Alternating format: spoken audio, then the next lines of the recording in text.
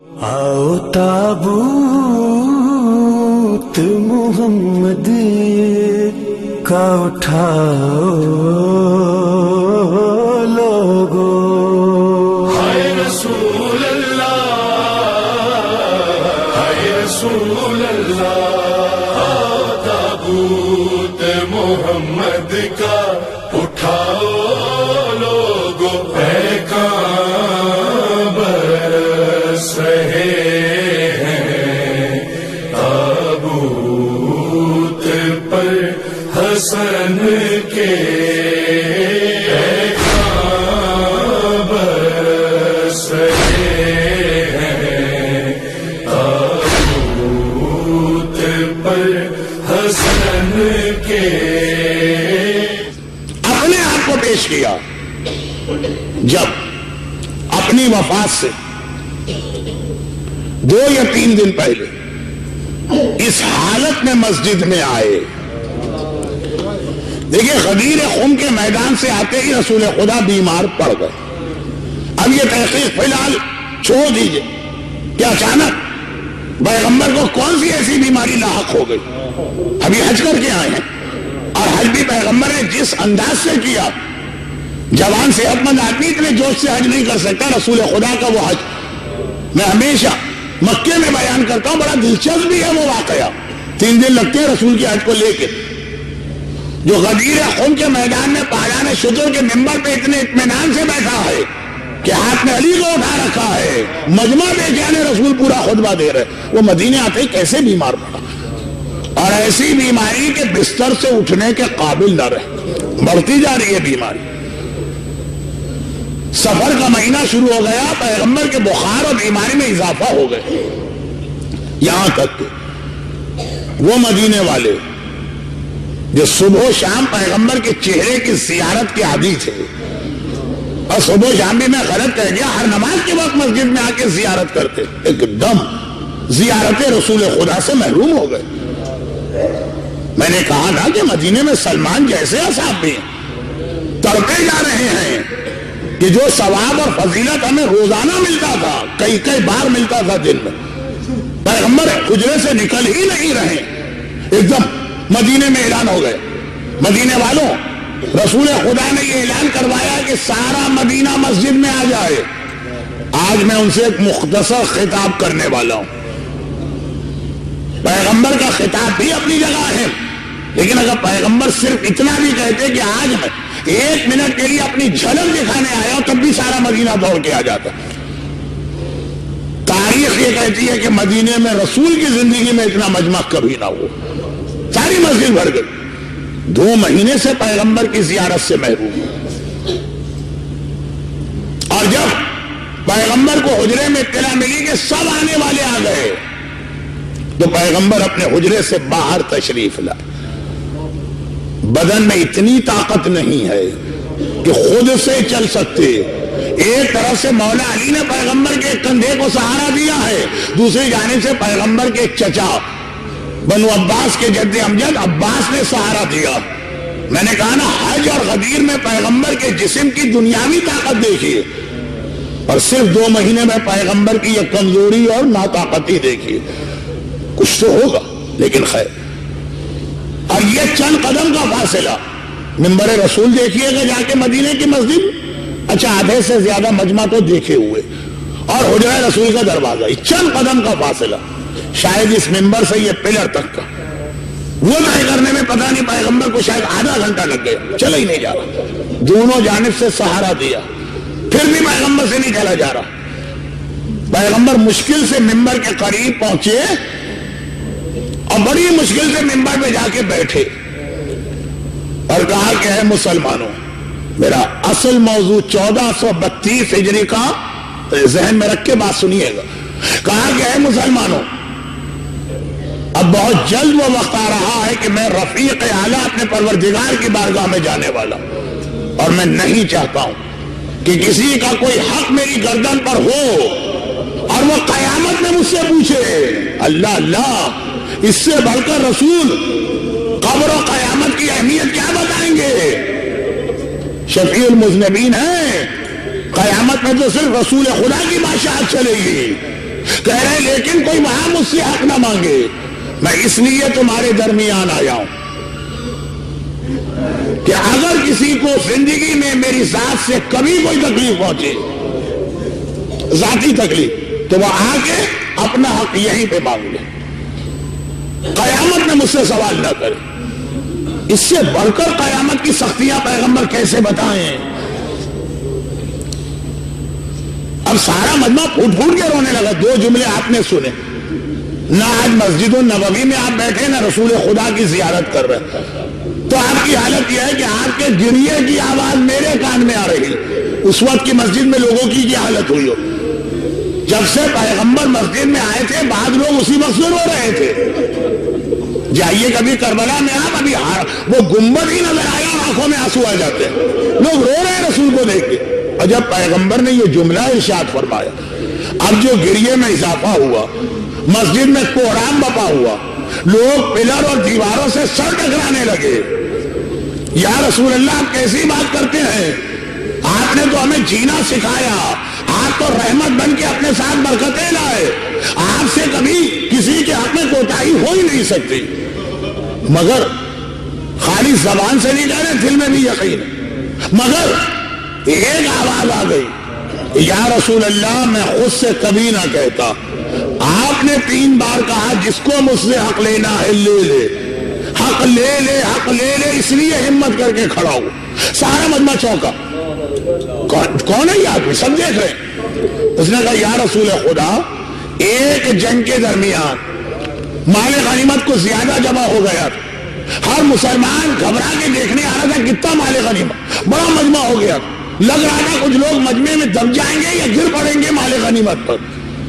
آپ کے ہاتھ میں کوڑا تھا، آپ کوڑے کو ہلا کے کہنے لگے دور چلے جاؤ، ہٹ جاؤ، یہاں قریب کوئی نہ۔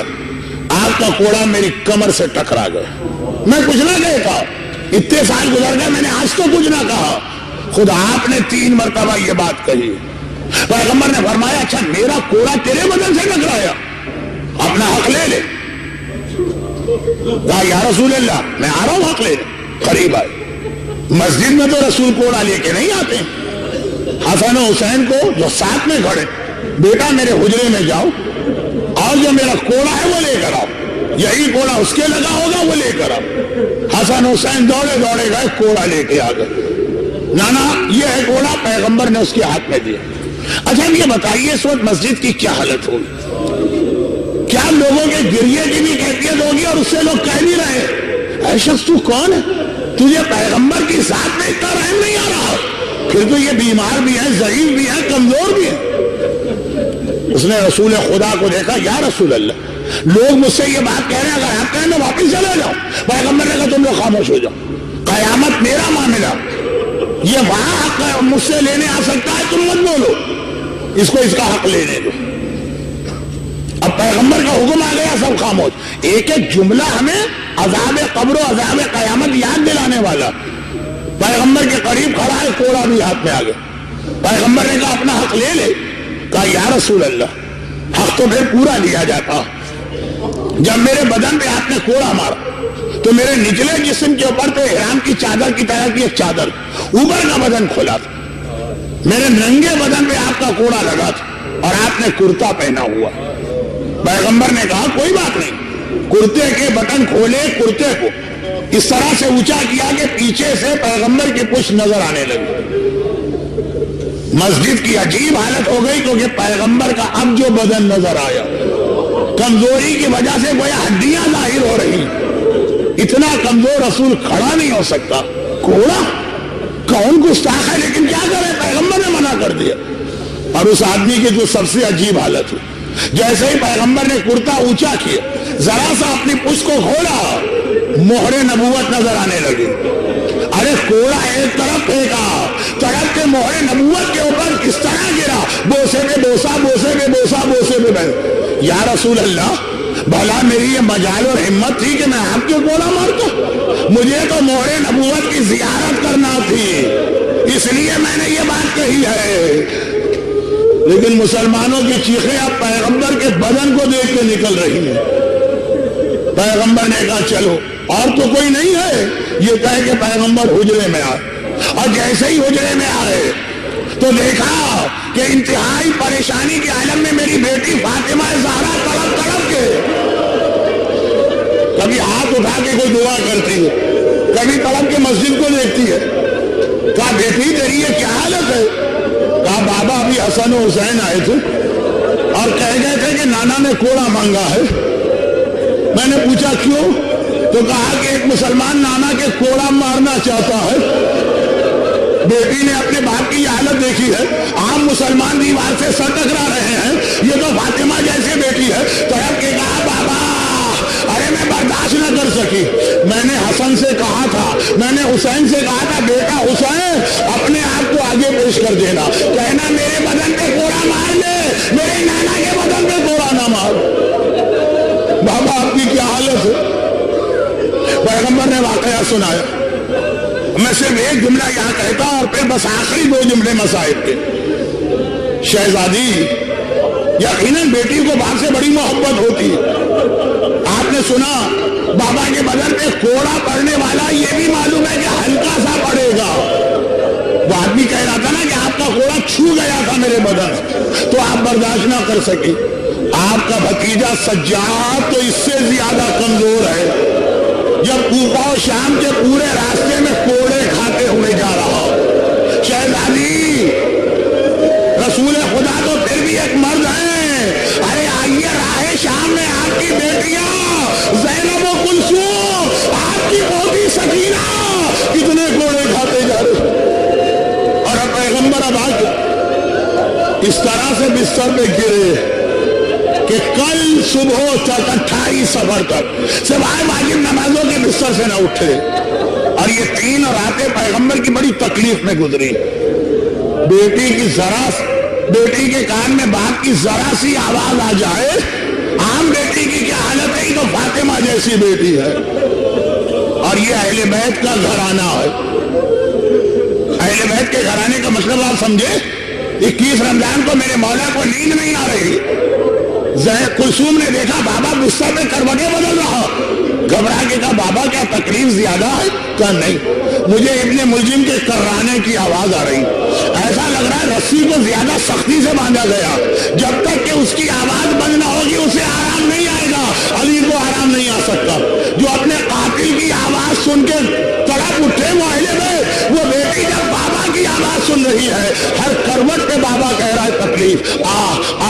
بیٹی کی کیا حالت ہو. بڑی مشکل سے 28 صفر کی صبح پیغمبر کو 3 دن بعد اتنا آرام ملا کہ آنکھ لگ گئی. لیکن اللہ اللہ ادھر پیغمبر کی آنکھ لگی، ادھر دروازے میں کسی کی دستک کی آواز آئی. 3 دن میرا بابا تکلیف سے تڑپا. گھبرا کے فاطمہ نے آہستہ سے پوچھا کون ہے. آواز آئی میں رسول خدا سے ملاقات کرنا چاہتا ہوں. شہزادی نے کہا 3 دن کے بعد میرا بابا 1 لمحے کے لیے سویا. ابھی میرے بابا کو بے آرام نہ کر، تھوڑی دیر کے بعد آنا. خاموشی. پھر ایک مرتبہ آواز آئی. شہزادی نے پوچھا کون ہے. وہی بول رہا پیغمبر سے ملاقات کرنا چاہتا ہوں. شہزادی نے کہا ابھی میرا بابا سویا، تھوڑی دیر میرے بابا کو آرام کرنے دو. 28 صفر یعنی کل کا دن. جو ساری زندگی آپ نے مسائل سنے یہ کل کے مسائل ہیں. ایک بار تیسری مرتبہ بھی جب وہی آدمی کہتا ہے، فاطمہ کو جلال آ گیا. کہا کہ اے شخص میں بار بار بتا رہی ہوں میرے بابا کو بے آرام نہ کر. اب پیغمبر نے آنکھیں کھولی. فاطمہ بیٹی سے آنے کی اجازت دے. یہ وہ ہے کہ جب سے کائنات بنی ہے آج تک کسی کے دروازے پہ نہیں روکا. اس نے آج تک کسی سے اجازت نہیں مانگی ہے. یہ انبیاء کے دروازے پہ گیا، یہ اولیاء کے دروازے پہ گیا، یہ اوصیاء کے دروازے پہ گیا، یہ مقربان خدا کے دروازے پہ. آج تک کسی دروازے پہ نہیں رکا. لیکن یہ تیرے گھر کے دروازے کا احترام ہے. آنے والا بھی اپنی مرضی سے نہیں آیا، خدا کے حکم سے آیا ہے. لیکن پتا ہے خدا کے حکم پہ بھی عمل نہیں ہوگا جب تک کہ مرضی زہرا اس کے ساتھ شامل نہ ہو. بیٹی یہ ملک الموت ہے. فاطمہ نے کہا اچھا آ جا. ملک الموت آیا، رسول خدا کو لے کے گیا. ایک بار بیٹی نے دونوں ہاتھوں سے سر پیٹا. آئے میرا بابا مارا گیا، ارے میں یتیم ہو گئی. آئے یتیمہ فاطمہ. शहजादी मैं आपसे गुस्ताखी नहीं कर रहा हूं, लेकिन कम अज कम इस वक्त, थोड़ी देर बाद के मसाइल तो मैं पढ़ रहा हूं, कम अज कम इस वक्त जब बाबा मारा गया और आपने हाय में यतीम हो गई की फरियाद की, आपको ये फरियाद तो करने, इस वक्त तो फरियाद करने दी गई ना। एक वो करबला की यतीमा थी, इधर कहा मेरा बाबा मारा गया, उधर से शिमर का तमाचा पड़ा, इधर से किसारे साहब का घोड़ा पड़ा, और वो आखिरी जुमले। लेकिन फातिमा के मसाइब भी कम नहीं है। अभी थोड़ी देर गुजरी है, आवाज आती है फातिमा घर का दरवाजा खोलो वरना हम तुम्हारे घर का दरवाजा जला देंगे। हाय फातिमा, थोड़ी देर पहले मलकुल मौत रुक गया, हुक्म खुदा से आने वाला कहता है कदम आगे नहीं बढ़ा सकता, ये कौन है? एक मर्तबा फातिमा ने कहा घर का दरवाजा नहीं खुलेगा। यकीन है फातिमा को जब मलकुल मौत मेरी इजाजत के बगैर नहीं आ सकता। अरे मलकुल मौत तो छोटा, मेरा बाबा कायनात का सरदार जब तक उसे इजाजत न ले मेरे घर में दाखिल नहीं होता। आने वाले ने खाली धमकी नहीं दी, एक बार आग जला के इस तरह दरवाजा खोला कि अपने हिजाब को बचाने के लिए फातिमा दरवाजे के पीछे गई। खाली दरवाजा न खोला, फातिमा के बदन पे कोड़ा पड़ा, पसलियां टूटी, मोसी शहीद हुआ और बेख्तियार फरियाद की बाबा सुब्बत अलैया मसाइबो लो अन्ना सुब्बत अलैया सिरना लिया। बाबा आज आपकी वफात का दिन नहीं आया, फातिमा के मसाइब शुरू हो गए, इतनी मुसीबतें के दिनों रातों में बदल गया। मेरा मजलूम आका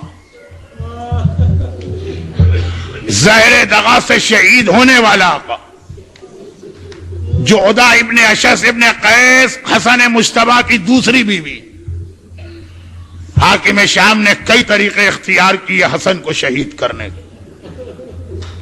हर मर्तबा नाकामी हुई, लेकिन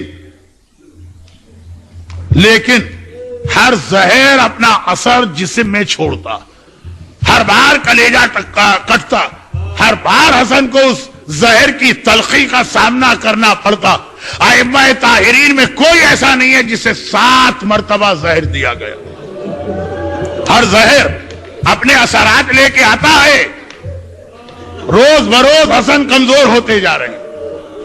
6ठी मर्तबा का जहर जब नाकाम हुआ, अब एक बार आका अब्बास ने हाथ जोड़े और कहा मौला हसन मुश्तबा, अब तक मैंने आपकी बात मानी थी, लेकिन अब मैं आपसे दरख्वास्त करता हूं कि मुझे वो पहरा कायम करने दें कि किसी को आपके करीब मैं ना आने दूं। सारे रास्ते बंद हो गए, खाने में जहर मिलाया, लाठी के अंदर, लाठी के नीचे लोहे का टुकड़ा जहर आलूद करके रखा गया, सारे तरीके अब नाकाम, अब बाहर का कोई आदमी नहीं आ सकता। अब अब्बास का पहरा,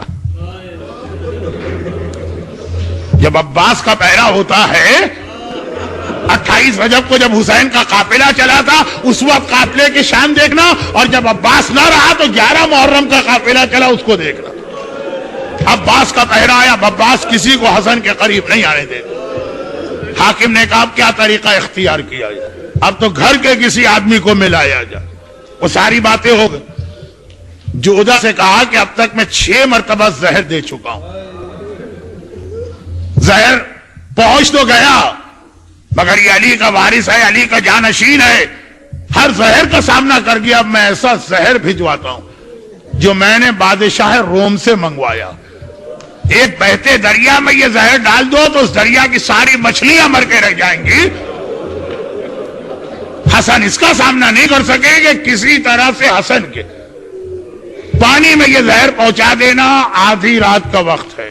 कौन सी आधी रात? आज की आधी रात, 10:30 तो बज चुके हैं। आधी रात के करीब हसन सो रहे हैं और सोते वक्त भी बड़ा सख्त पहरा। क्या मतलब? हसन के बिस्तर के एक तरफ हुसैन का बिस्तर और दूसरी जानिब ज़ैनब का बिस्तर। भाई और बहन अपने हिसार में लेके अपने बड़े भाई और सरदार को सो रहे हैं। जोधा आहिस्ता आहिस्ता आती है वो मलऊना, और एक बार हसन के सरहाने जो पानी की सुराही रखे, थोड़ा सा जहर उसमें डाला और इसी तरह आहिस्ता से चली गई। اچانک، اب یہ ساری چیزیں معصومین کے علم میں ہیں، اچانک حسن مجتبیٰ کی آنکھ کھلی، اور ایک مرتبہ حسن مجتبیٰ نے سرائی کی جانب ہاتھ بڑھایا، زینب کی آنکھ کھل گئی، کھٹکے سے سوتی تھی زینب، بھائی نے کروٹ بدلی، زینب کی آنکھ کھل گئی۔ دیکھیں ایک بات یاد رکھیے، زینب حسین سے جو محبت کرتی ہیں، حسن سے بھی کم محبت نہیں کرتی ہیں۔ گھبرا کے کہا بھیا یہ زحمت کیوں کر رہا، میں تجھے پانی پلا دوں۔ حسن کو پتا ہے نا پانی میں کیا، حسن نہیں چاہتے کہ زینب کا ہاتھ اس پانی کو لگے۔ زندگی میں کبھی زینب کو یہ خیال زندگی بھر رہے گا، ہائے وہ پانی تو میں نے خود بھائی کو دیا تھا۔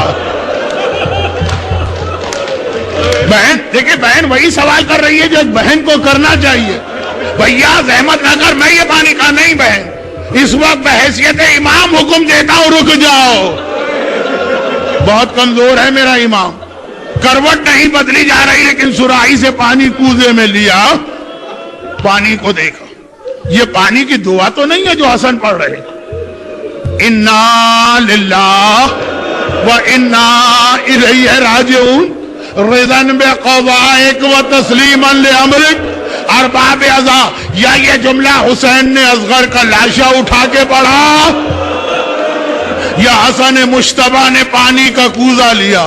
ایک بار پانی پیا، صرف ایک گھونٹ لے سکے، کوزہ ہاتھ سے پھسل کے گرا، حسن بستر پہ الٹ کے گرے، قریب تشت رکھا ہے، زینب سے پوچھئے شہزادی وہ تلہ زینبیہ پہ کھڑے ہو کے حسین کی شہادت کا منظر، اور آج روضہ رسول کے قریب بیت حسن کا یہ منظر، کلیجہ ٹکڑے ٹکڑے آ رہا ہے، حسن مجتبیٰ کا کلیجہ نہیں، بھائی کا کلیجہ بہن کے سامنے کٹ کے گر رہا، بھائی کا کلیجہ بہن کے سامنے کٹ کے گر رہا۔ عجیب زندگی ہے زینب کی، کبھی یہ منظر دیکھا میری آنکھوں کے سامنے بھیا کا کلیجہ، اور کبھی وہ منظر دیکھا حسین کے سینے پہ شبر سوار ہے اور خنجر چلا رہا، گھبرا گئی زینب۔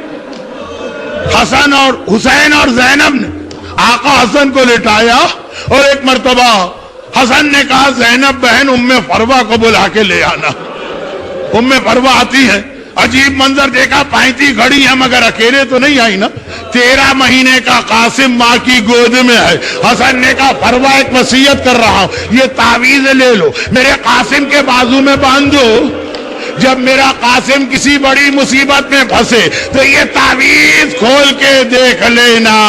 حسن دنیا سے جا رہا ہے مگر ابھی بھی کربلا یاد آ رہی ہے، ہائے کربلا جہاں میرا حسین اکیلا رہ جائے۔ ام فروہ کو تعویذ تو دیا، اور بے اختیار کا السلام علیکہ یا جدہ، السلام علیکہ یا بتا، السلام علیکہ یا امی، نانا سلام، بابا سلام، اماں سلام۔ زینب گھبرا گئی، بھیا خیریت تو ہے، یہ کسے سلام کر رہا؟ کہا نہیں دیکھتی یہ میرے سامنے نانا رسول خدا کھڑے ہیں، یہ بابا علی مرتضیٰ کھڑے ہیں، یہ میری ماں فاطمہ گود پھیلائے کھڑی ہے، اور کہہ رہے ہیں حسن بیٹا ہمارے پاس آنے کی تیاری کر۔ بہت مختصر جملے، جنازہ چلا تو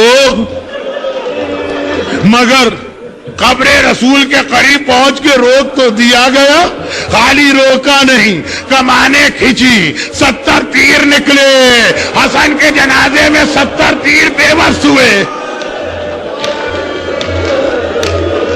غیظ و غضب کے عالم میں عباس نے تلوار پہ ہاتھ ڈال دیا، حسین نے کہا عباس تلوار نہ چلانا، ہائے میرا آقا عباس۔ جب تلوار چلانے کا موقع آیا عباس کو روک دیا گیا، جنازہ لے کے واپس آئے، تابوت لے کے واپس آئے۔ دیکھیے گھر سے نکل کے تابوت واپس نہیں آتا، گھر سے نکل کے جنازہ واپس نہیں آتا ہے۔ ابھی زینب بیٹھی رو رہی ہے، دیکھا دروازہ کھلا، جنازہ دوبارہ آ رہا، گھبرا کے کہا بھیا یہ تابوت یہ جنازہ کیوں واپس آیا؟ حسین نے کہا زینب سوال بعد میں کر لینا، پہلے ایک آخری خدمت اور کرنا ہے۔ تابوت کو رکھا، کہا زینب اس جنازے میں سے تیر نکالنا ہے۔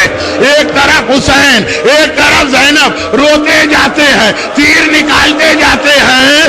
بس آخری جملہ سنیے، روتے جاتے ہیں، تیر نکالتے جاتے ہیں۔ 11 محرم کو زینب نے حسین کے لاشے پہ آ کے کہا بھیا بہن بہت شرمندہ ہے، مدینے میں بھیا حسن کے لاشے سے تیر نکالے، تیرے لاشے سے تیر نہیں نکال رہی ہوں، لیکن بھیا مدینے میں میرے ہاتھ کھلے تھے، اس وقت دونوں ہاتھ گردن سے بندھے ہیں، آئے زینب کیسے تیر نکالے؟